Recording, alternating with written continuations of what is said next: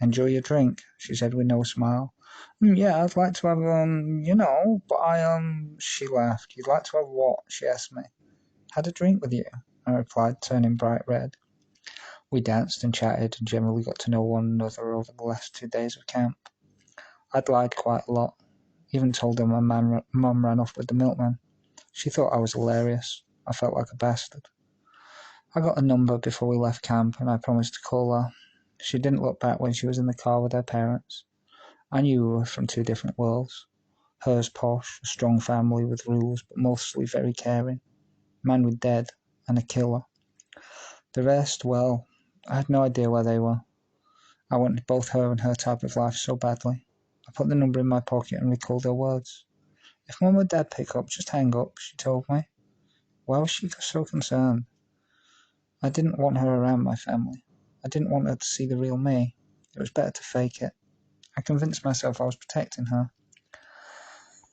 I got in Brenda's car and made a real effort. Scouts was great. We did canoeing, rafting, dancing. We built bivouacs and climbing. I loved the dancing. It was part of the high from Kate and part of making an impression of how happy I was now I was back in touch with Dad.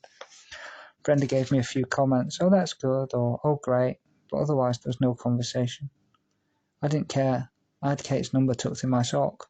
I was seeing Wenzel once a week now, and I was going to all my lessons at school. I saw Nigel once during this time, to tell him he'd been a very big help, but that I could take it from here. I'd live with Dad and get the family back, and they'd join the army, and I would see him again in full kit when I got accepted. His reply was to put his arm around me, and to say, I'm proud of you, well done, do what's right for you, and if you ever need me again, make an appointment. Thanks, man, I said, welling up. Thanks, I added. By now he knew a lot about me, but not everything. I couldn't tell him everything, as it would hurt him. I looked at the room one last time, breathing in the clay and paint smell. This was home. Nigel might not be normal,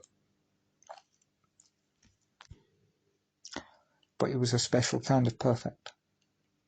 See ya, I waved and turned to walk out, 2 feet taller and 3 years older than when I'd first entered his room.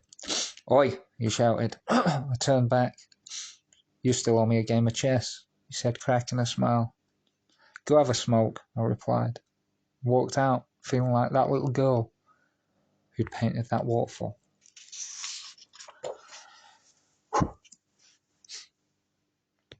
Chapter 34. I took a very active role in social services dealings now. They came to see me and took my own notes at review meetings. I questioned everything. I had to. I remember numerous awkward conversations where I'd noticed the line of questioning was designed to trip me up and keep me within the system. Since I'd been in touch with Dad, my social worker had also changed. This one I didn't know very well, and wasn't around for long. So I believe you want to live with another foster placement, he asked me, with his pen poised to write down my answer. No, I want to live with my dad, and he wants the same. Brenda has been great, but it's time for me to move on. When will this be possible? I asked. For me this was huge, as I'd taken such a routine of not speaking, I was now enabling myself to use my mouth in a positive way. A lot of the time I felt vulnerable. It felt like people knew my thoughts, that they would know what I wanted to be, and to be able to counter it. However, I had 2 choices. I could remain quiet and let other people make the choices for my life, or I could get my act together. I chose the second one. Well, it's not that easy. We need to make sure you'll be happy and safe and that it's done properly, so we need to move you closer to Wenzel with open contact, okay? It was a good answer, honestly, but it had totally ignored my question. I didn't ask if it was easy. I asked when you could make this possible. He wants to live with me, and I with him. Do you know a time when it will be possible? I replied, not being rude, just level in tone and copying his body language when I wasn't writing down what everyone else had said. Well, the sooner we get you closer, the sooner you'll be able to move back, if he passes his anger management tests and if he's deemed suitable. And now it is. But then he still needs a home for you, he responded. You're a social worker. Send a letter to the council, as being in care has been damaging to my health when I could be with my father. The more I'm here, the worse my behaviour has got. The more contact with Wenzel I've had, the more it's improved. I'd love to move in with him, but will accept a closer placement as a means to moving in with Dad. I was reeling off what Wenzel told me automatically. I admit I enjoyed having that little bit of power. I didn't have to just listen and take it anymore. I could say what I wanted, as long as I used the right words and said it the right way. Can I have a copy of the minutes, please? I requested it at the end. Brenda will receive a copy. You can have those, the latest social worker told me. No, I'm at the review. I want a separate copy in my hand. No offence to Brenda, but if she gets them, I will never get a copy. Naturally, Brenda was at the review, and this wouldn't help me later on with her, but both mine and her hands were tied. She had to be nice to me, and I to her. So screw it. It needed to be done. On the rare occasions that I couldn't understand or get around the situation, I'd simply state what I want and say, no talking until it's done. That worked okay for a couple of reviews until a social worker put on a review paper that Tracie, when asked about contact with his father, told us he didn't want to take part in the review meeting any longer, which made it now look like I was scared of declining contact with my father. I wasn't. It was just another way of their stupid games designed to do what they wanted to do regardless of a child's needs. I'd handed in a 24-page story to Miss Howland in English. It was the longest in the class and got a few comments from the kids in the room. I was behaving, so I kept stum. Although I noticed when one lad said, "You'll be having his kid next, miss." Her face flashed with pain and was gone again. Nobody seemed to notice it apart from me. Later in the lesson she was talking away and writing on the board when a lad called Rick started again. "Hey Trace, bet you tap that arse, right?" I knew she could hear him, but also knew she'd say nothing. She was a good teacher, but unless it was obviously irritating, she would let it go. I'd watched her arm lower with the chalk as he'd spoke. She was upset and she was hiding it again. "Rick, don't," I told him flatly, a little louder than his comment. I had a desk in front of me, and he was in front of that one. We were all stood up as it was nearing the end of the lesson. "Trace loves Helen," he started a little louder, so half the class heard. "Rick, I'm telling you, reel it in," I told him. Rick was a tall lad with one leg longer than the other. He was usually a decent lad. I'd seen him go from shy to quite confident. He was just pissing about, but it was upsetting Miss Howland and therefore me. He turned around to face me, but I didn't give him a chance to speak. I stepped back and kicked the edge of my desk hard, sending it into his stomach. He keeled over my desk as I stepped forward. He arched around to lean on his own desk. "What happened, Ricky?" Mrs. Howland asked him. I swear I could see a slight smirk brewing. "Your stomach playing up again, Rick?" I asked him. "Nothing, miss. I'm fine," he mumbled. After class, I waited until everyone had left and I just stood there. "Tracie?" Miss Howland asked. "You okay, miss? You seemed upset," I asked her. "I'm fine, Tracie. Personal stuff, all good, honest. You did well with your story." "Okay, if you're sure," I said, waiting several seconds, knowing that I'm 15, she was a bit older, and a teacher, knowing there was no way in hell she'd speak with me. Just wanted her to know someone gave a damn, whatever it was. "I'm sure," she said, smiling. I left to catch up with Rick. "Oi, Rick, put the word round." He turned round to face me. "What word?" he said. He leaned back as I cracked him in the side of the head with my palm. He hit the wall, so I grabbed his shirt and pulled him forwards. "If anyone upsets her, they'll have me to fucking answer to. Got it?" I told him. "Shit, man, shit, yeah, I got it," he said. I had a little respect for him, and realised in that moment he was actually used to dealing with pain. He'd not tried to fight me, but he was capable of holding his own. It was physical education time.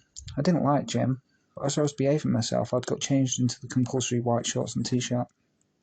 Derek Baker, who was always mouthy, but generally as harmless as he was brainless, was mucking around because he didn't want to do gym. He didn't want to do gym because he weighed 3 times as much as everyone else in the locker room, and our teacher always made fun of him. He was hurling insults at the other lads, but none were directed at me. He was, however, annoying Mr. Kilch, our teacher and rugby coach. "Hey, Cleachy, is it rugby that makes your face flat?" Derek asked him. Mr. Cleach was a short, wide fellow with a big smile, and he never missed a beat.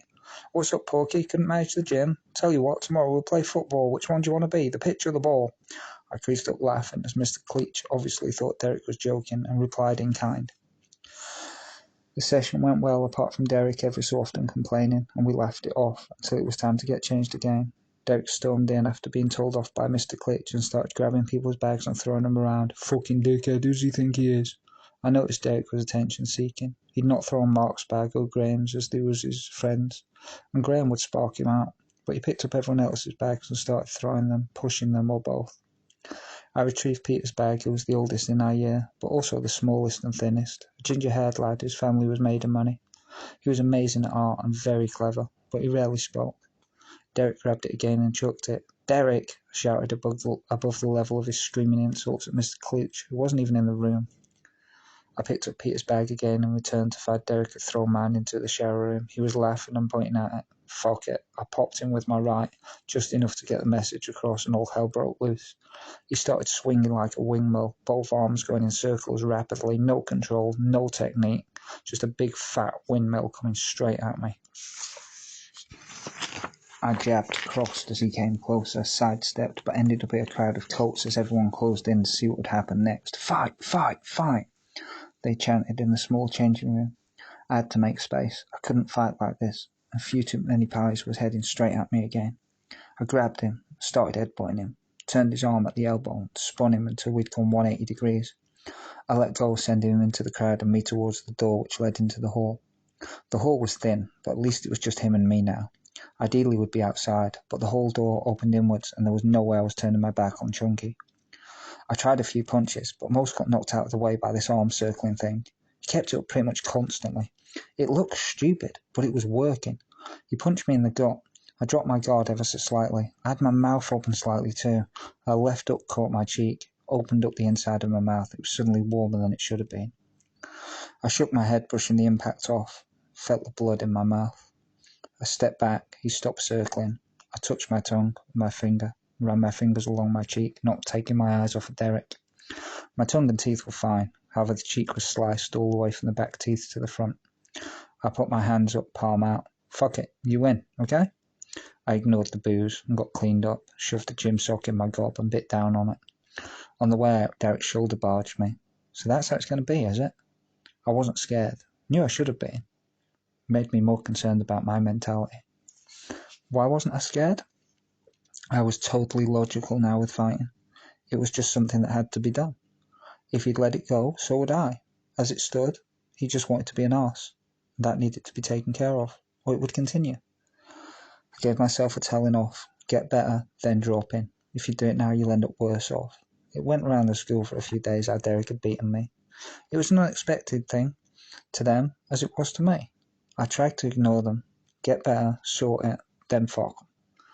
I came home from school as normal, expecting to get changed and head out to my paper round, when I saw my new social worker's car outside. I could spot it a mile away. It was a private reg and was the biggest red thing on the estate.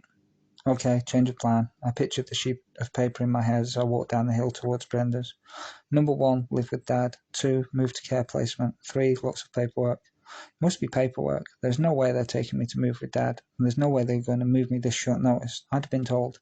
Has to be more paperwork, unless someone else is dead, which is possible, but that would mean Jonathan or Jodie, and they're safe. Caroline's with Brenda, so that would be Wenzel. I surprised myself by not being worried, immediately knowing it was paperwork. It has to be.